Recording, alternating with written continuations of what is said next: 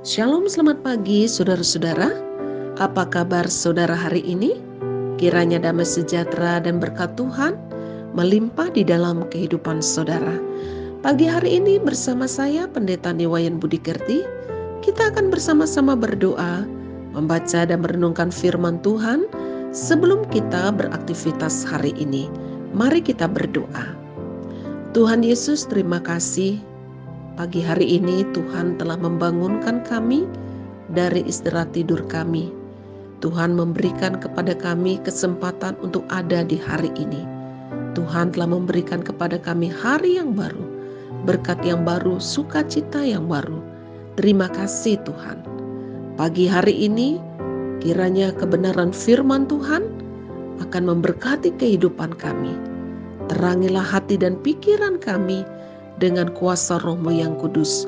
Di dalam nama Tuhan Yesus Kristus, kami berdoa dan mengucap syukur. Amin.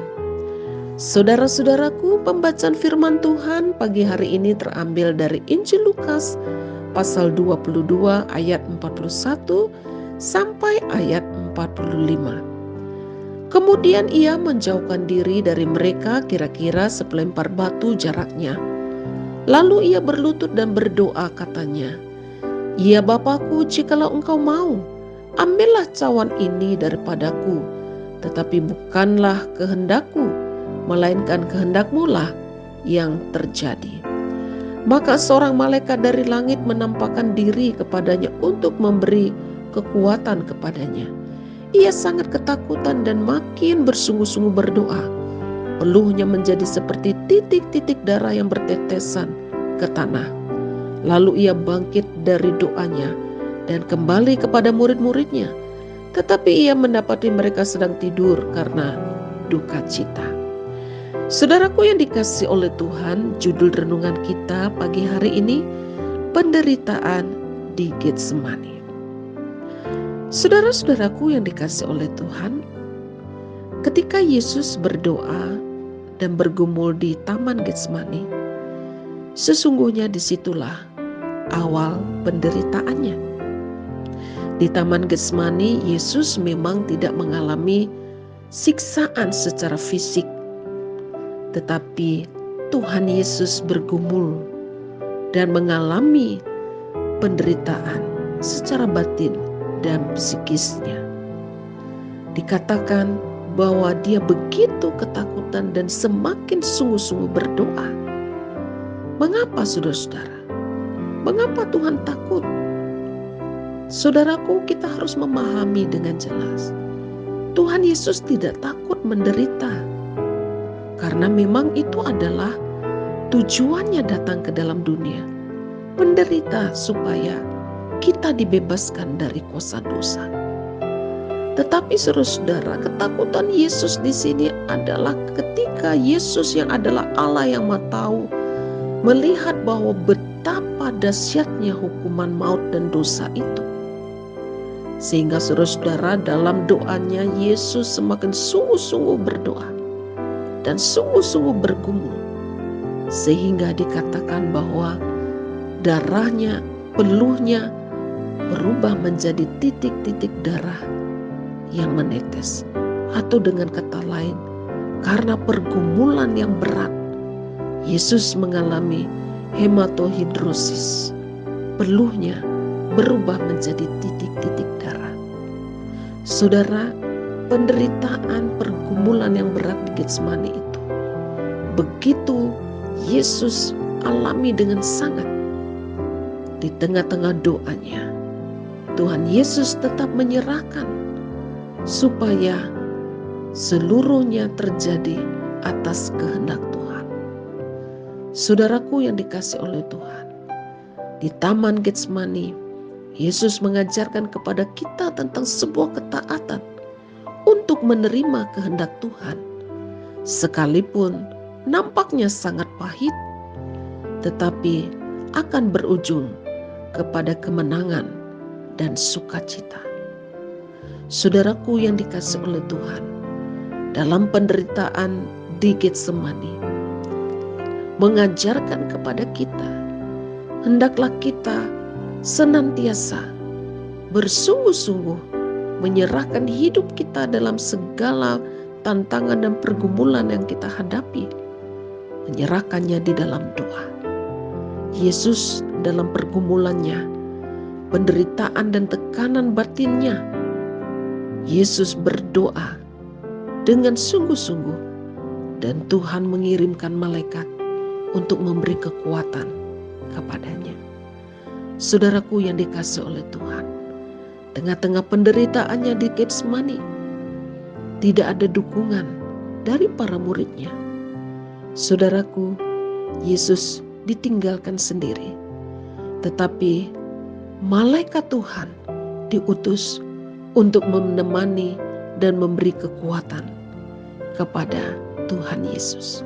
Saudara, dalam kehidupan kita, mungkin ketika kita susah, ketika kita mengharapkan dukungan dan topangan dari orang lain mungkin meninggalkan kita, keluarga kita mungkin meninggalkan kita. Tetapi kita tidak boleh kehilangan semangat, karena sesungguhnya ketika kita sungguh-sungguh berdoa, berserah kepada Tuhan, Tuhan akan mengirimkan malaikatnya untuk menopang dan memberi kekuatan kepada kita. Saudaraku yang dikasihi oleh Tuhan, marilah kita renungkan bahwa karena kasih-Nya Tuhan Yesus yang besar kepada kita, Tuhan bukan saja menderita secara fisik, tetapi secara psikis juga. Dan penderitaan secara psikis ini berawal di Getsemani. Semua itu terjadi supaya saudara dan saya diselamatkan. Yesus telah menderita dan menerima semua penderitaan itu. Yesus telah meminum cawan penderitaan itu karena mengasihi saudara dan saya. Saudaraku, jika kita merenungkan betapa besarnya kasih Tuhan Yesus kepada kita, masih maukah kita mengkhianati Tuhan? Masih maukah kita mengeraskan hati kita? Masih maukah kita tidak lagi taat atas kehendak Tuhan? Mari saudara-saudara, ingatlah, jika kita ada sampai saat ini, itu semua karena pengorbanan Yesus di Getsemani dan juga di Bukit Golgota.